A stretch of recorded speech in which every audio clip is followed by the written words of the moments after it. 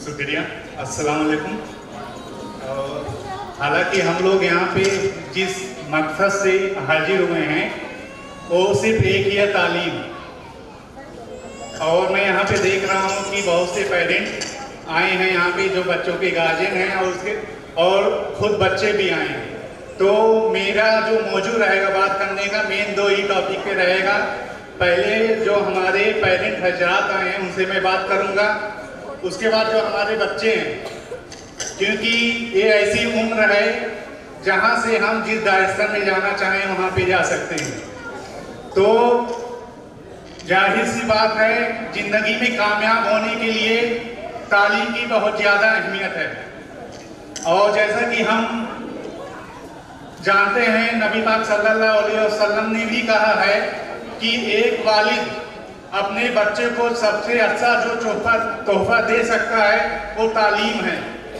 उन्होंने ये नहीं कहा कि बहुत अच्छा आलीशान आप मकान बना दें, उन्होंने ये नहीं कहा कि बहुत बड़ा बिजनेस खड़ा करके आप उनको दे दें तो आपका बच्चा कामयाब हो जाएगा। उन्होंने कहा कि सबसे बड़ा तोहफा जो एक बाप अपनी औलाद को दे सकता है वो तालीम का तोहफा है। इससे हमें इसकी अहमियत कम समझनी चाहिए। यहाँ पे तालीम का जब भी मैं बात करूँगा, दीनी और दुनियावी दोनों तालीम है। तालीम की जब मैं बात करूँगा तरबियत आप अपने आप उसमें ले लीजिएगा, क्योंकि तालीम का ये मतलब नहीं होता है कि हमने किताबें पढ़ ली उसके बाद हमने जॉब ले ली अपना पेट पालने लगे। एक अच्छी तालीम वही होती है जिससे मानवता को फायदा हो, इंसानियत को फायदा हो। जैसा कि मैंने शुरू में कहा कि हमारे जो यहाँ पे वालिद लोग आए, जितने गार्जियन आए हैं, मैं उनसे एक अहद आज करवाना चाहता हूँ। जब आज यहाँ से जब भी लौट के जाएं तो एक कोशिश करें आप खाने पे खर्च करें या ना करें, सिर्फ पेट पालें अपना, लेकिन मैं तालीम पे खर्च करना शुरू कर दें। आप 2 वक्त की रोटी के बजाय 1 वक्त की रोटी खाइए, लेकिन मैं तालीम पे खर्चा कीजिए। आज हम देख रहे हैं, मैं कई जगह रहा हूँ, मुस्लिम एरिया में भी गया हूँ, बाकी एरिया में भी गया हूँ। अगर मैं कहीं मुस्लिम एरिया में गया हूँ, मुझे एक पेन चाहिए तो हो सकता है किताब की दुकानें एक मिले, लेकिन मैं खाने पीने की 5 दुकानें मिल जाएंगी मुझे। तो हमारा जो आज मेन फोकस है वो तालीम से कहीं दूर होता जा रहा है। हमारा जो मेन फोकस है वो तालीम से हट रहा है, इसलिए हम बहुत ज़्यादा बैक हो रहे हैं। किसी भी समाज के लिए, किसी भी कौम के लिए तालीम सबसे ज़्यादा अहमियत रखता है। अगर आपको कामयाब होना है, आपको आगे बढ़ना है, आपको अपने बच्चों को आगे बढ़ाना है तो तालीम पे खर्च करना होगा। मैं एक मिसाल पेश करता हूँ। जैसे कोई बीज होती है, वो फलदार बनाने के लिए माली उसमें क्या क्या करता है, पानी डालेगा, खाद डालेगा, उसके अलावा एक अच्छा माहौल देगा, एक अच्छा इन्वायरमेंट देगा जहाँ पे हवा लग सके, धूप की रोशनी आ सके, तब जाके वो पेड़ बढ़ के फल देता है। इसी तरह आपके बच्चे या हमारे बच्चे भी हैं, अगर आप उनकी सही से तालीम नहीं दे रहे हैं, सही से तरबियत नहीं कर पा रहे हैं, तो आने वाले वक्त में यही बच्चे आपके लिए मुसीबत बनेंगे। आने वाले वक्त में यही बच्चे आपको कहीं ना कहीं परेशान करेंगे। और याद रखिए आपकी औलाद भी आपके लिए आजमाइश है, इसको मत भूलिएगा। औलादें भी आजमाइश होती हैं, जैसे आपकी दौलत आपके लिए आजमाइश है, आपकी औलाद भी आपके लिए आजमाइश है। और एक चीज हमने जो देखा है आज का जो समाज में, हम अपने बच्चों से बहुत जल्दी उम्मीदें करने लगते हैं कि हमारा बच्चा बड़ा होके जल्दी से जल्दी पैसा कमाने लगे, लेकिन जो हमारा हक है वो पूरा नहीं करना चाहते। हमारा हक है अपने बच्चों के लिए एक सही माहौल पैदा करना, एक सही कंडीशन पैदा करना, जहाँ पे रह के, चाहे वो घर के अंदर का माहौल हो या घर के बाहर का माहौल हो, जहाँ पे रह के बच्चा आगे बढ़ सके, अच्छी तालीम हासिल कर सके। तो पहला अहद कीजिए कि हम खाने पे सिर्फ पेट पालने के लिए ही करेंगे, लेकिन तालीम पे ज़्यादा से ज़्यादा खर्च करेंगे। यकीन मानिए जिस दिन ये हमारे अंदर आ गया, कोई भी हो, किसी भी समाज का रहने वाला हो, वो खुद ब खुद तरक्की कर जाएगा। और जब आप समाज में चलेंगे, आपका बेटा कोई अच्छी पोजीशन पे पहुंचेगा, खुद ब खुद आपका सर ऊंचा हो जाएगा। और एक मैं और मिसाल देता हूँ, एक पेड़ होता है चाइनीज बम्बू, बांस का पेड़ जो चाइना में पैदा होता है। उसकी एक खूबी होती है कि जब माली उसको जमीन में बोता है तो उसमें डेली खाद पानी डालना होता है और उसका जो आखा निकलने में उसको 5 साल का टाइम लगता है। अगर माली कुछ दिन उसमें पानी और खाद ना डाले तो वो जमेगा ही नहीं। इसी तरह आपकी औलाद भी हैं, लेकिन जब 5 साल के बाद जो बीज आखा निकलता है, अगले 50 दिन में उसकी हाइट 90 फीट की हो जाती है। मतलब एक चाइनीज बम्बू को उगाने के लिए उसका मालिक 5 साल मेहनत करता है, लेकिन में जब वो उगता है तो 3 ही महीनों में उसकी हाइट 90 फीट की हो जाती है। तो जमीनी मेहनत आप अपने बच्चों पे कीजिए, उनको एक अच्छा माहौल दीजिए, अच्छी परवरिश कीजिए। और हम लोगों ने जो देखा है कि माहौल नहीं है, यकीन रखिए माहौल इंसान से नहीं इंसान बनाता है। माहौल इंसान बनाता है, कभी भी माहौल इंसान को नहीं बिगाड़ता है, बल्कि हम लोग माहौल को बिगाड़ते हैं। अगर आप घर का माहौल पढ़ाई वाला बनाएंगे तो यकीन मानिए आपके बच्चे बहुत आगे निकलेंगे।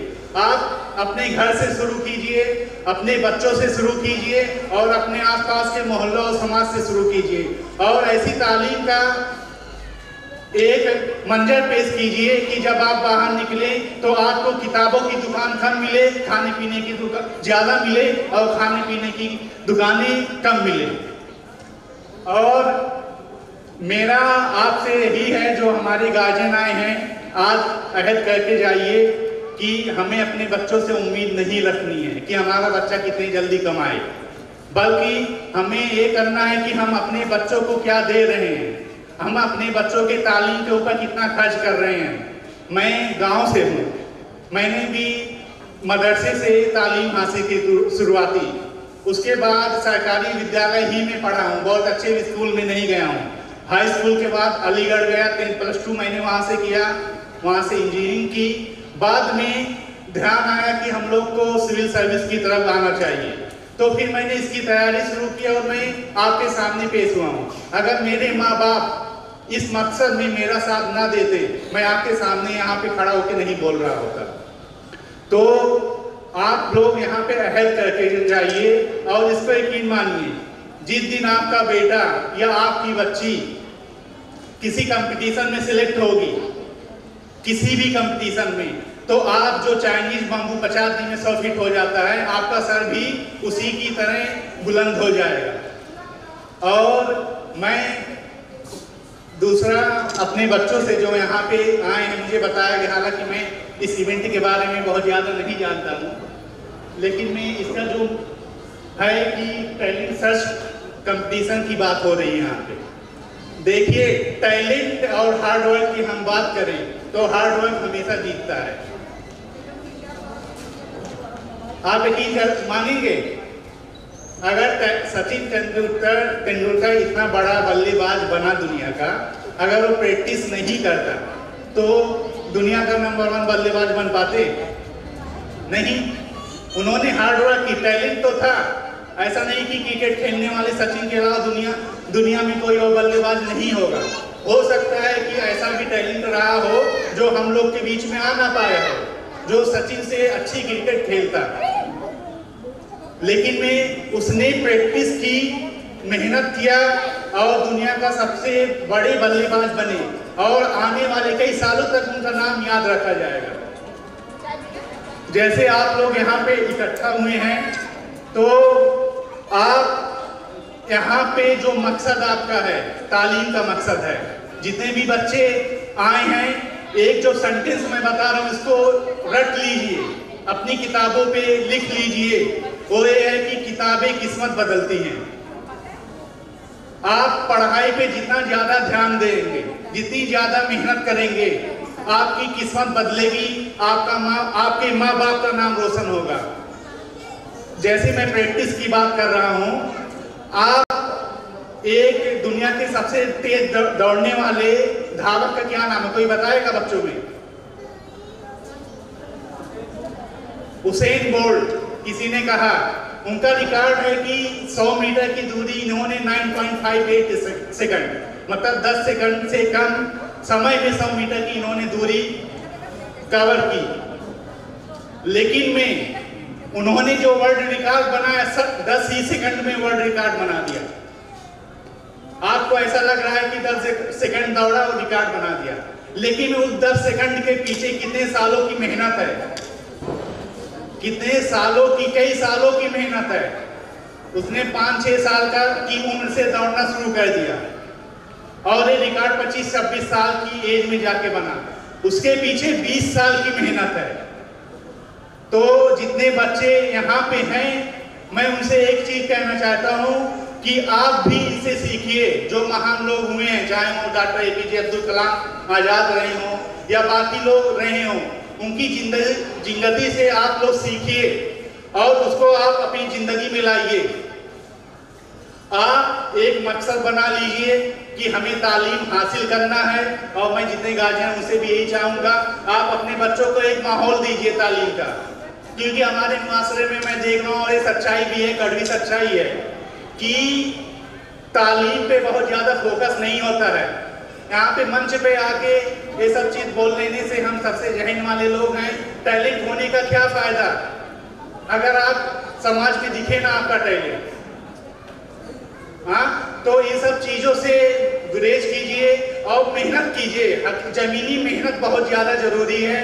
वो कोई भी बच्चा हो, चाहे हिंदू हो, मुसलमान हो या किसी भी समाज का हो, अगर वो पढ़ रहा है, मेहनत कर रहा है तो कामयाब जरूर होगा। और गार्जियन की जिम्मेदारी है कि अपने बच्चों के लिए एक ऐसा माहौल बनाएं, और सबसे पहले अपने घर से शुरू कीजिए, चाहे वो बच्चा हो, लड़का हो या लड़की हो। हदीस भी है कि इल्म हासिल करना मर्द और औरत दोनों पे फर्ज है। एक और है कि आपको इल्म हासिल करने के लिए चाइना जाना पड़े तो भी जाए, मतलब हिजरत करना पड़े तो भी आप हिजरत करो। हाँ, आज हम इल्म पे कुछ नहीं खर्च कर रहे हैं, तो इन सब में ध्यान दीजिए। और जो बच्चे हैं, आपके सामने बहुत से रास्ते हैं। अगर आपको जहाँ तक मुझे बताया गया है 6 और 9 के ज़्यादा बच्चे यहाँ पे हैं, आपके सामने बहुत से ऑप्शन हैं। सिर्फ आप ऐसा ना हो कि लड़कियाँ डॉक्टर ही बनेंगी, लड़का इंजीनियर बनेगा, लड़कियाँ साइंटिस्ट भी बने, इसरो में भी जाएं, लड़कियाँ पायलट भी बने, लड़कियाँ बड़े बड़े बिजनेस भी करें। और इसी तरह लड़कों का भी है कि लड़के भी डॉक्टर बने और बाकी बिजनेस में भी जाएं। और मेरे गार्जियन से जितने भी लोग यहाँ पे आए हैं, उनसे भी सिर्फ यही रिक्वेस्ट है कि कोई भेदभाव मत कीजिए, दोनों पे बराबर खर्च कीजिए, बराबर मौका दीजिए। और आप 6 या 9 या 11 के जो भी बच्चे हैं यहाँ पे, आप सिर्फ जामिया और एमए तक महदूद मत रहिए। उसके अलावा भी बहुत से इंस्टीट्यूशंस हैं, बहुत सी यूनिवर्सिटीज हैं जो जहाँ पे आप निकल सकते हैं। जो जवाहर नवोदय विद्यालय हो गया, अटल आवासीय विद्यालय हो गया, केंद्रीय विद्यालय हो गया। इसके अलावा बहुत सी यूनिवर्सिटीज हो गई जो बहुत से अच्छे कंपटीशन करवाते हैं। और जो भी इंतजामिया के लोग हैं, उनसे मेरी यही रिक्वेस्ट है, आप लोग इन सब पे भी फोकस कीजिए। तालीम हासिल करना, चाइना भी जाना पड़े जाओ, इसके पीछे कहने के पीछे बहुत बड़ी मकसद है। और ये बात कहाँ पे बैठ के कही जा रही है? अरब में बैठ के कही जा रही है। तो आपको कहीं पे भी जाना पड़े, तालीम जहाँ से मिले वहाँ से ले लो, जहाँ से सीखने के मिले वहाँ से ले लो। अपने आप को 1-2 इदारे तक महदूद मत रखिए। और मैंने जो बच्चों से कहा, आप सब लोग अहद करके जाइए और आपको इस पे मेहनत करनी है। सिर्फ मैं 3 चीज़ बता रहा हूँ आपको, इसको लिख लीजिए और इस पे अमल कीजिए कि अगर आप मेहनती हैं, हार्ड वर्किंग हैं, उसका कोई जवाब नहीं है। आप टैलेंटेड हैं या नहीं, वो अलग चीज़ है। अगर आप मेहनती हैं तो आप टैलेंटेड आदमी को पीछे कर सकते हैं। दूसरी चीज़, एक डिटर्मिनेशन होती है। एक निश्चय कीजिए कि मुझे क्या बनना है, क्या करना है आगे। यहाँ से आप लोग कुछ ना कुछ सोच के जाइए, आपको क्या बनना है, क्या करना है, आप उस पर मेहनत कीजिए। और तीसरी चीज और जो सबसे बड़ी चीज है वो सब्र। आप मेहनत करें, आप निश्चय कीजिए कि आपको क्या बनना है, उसके साथ सब्र कीजिए। ये सब्र माँ बाप के लिए भी है और बच्चों के लिए भी। माँ बाप इतने सब्र करें कि बच्चों से बहुत जल्दी उम्मीद ना करें कि हमारा बच्चा 20-22 साल का हो गया, अब उसकी जिम्मेदारी होगी हमारा पेट पाले। आप बच्चों पे खर्च कीजिए, ज्यादा से ज्यादा खर्च कीजिए और जितना हो सके सब कुछ बेच दीजिए। मैं यहाँ तक पहुँचा हूँ सिर्फ इसलिए पहुँचा हूँ कि मुझे अपने माँ बाप पे सबसे ज्यादा यकीन था कि अगर मैं कह दूँ कि मुझे इतने पैसों की जरूरत है तालीम के लिए, वो कुछ भी जमीनें बेच के मुझे पढ़ाते। ये हौसला, ये हिम्मत किसी भी स्टूडेंट और बच्चों के लिए बहुत बड़ी हिम्मत होती है। तो इसी के साथ मैं अपनी बात खत्म करूंगा और एक जरूर लिखिए अपनी किताबों पे कि किताबें किस्मत बदलती है। धन्यवाद, थैंक यू।